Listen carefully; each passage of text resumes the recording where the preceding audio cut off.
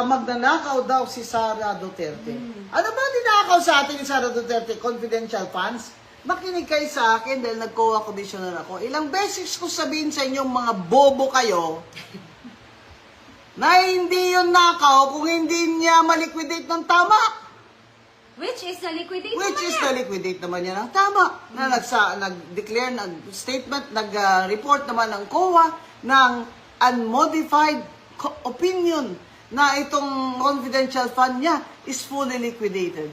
Ang tatanga nyo, kasi ayaw nyo talaga maniwala. Gusto nyo lang maniwala at sabihin sa ibang tao na magnanakaw si Sara Duterte para wala siyang kaibahan kay Bongbong Marcos, para kayong mga kaliwa kayo, mga kasama kayo ni Lamas, ay kayo naman na maglalamas ng kaban ng bayan sa susunod. Agree. Hindi kami papayag dyan. Hindi kami Dahil tanga. nandito kami sa gitna, hindi kami makaliwa at hindi kami maglalamas ng kaban ng bayan.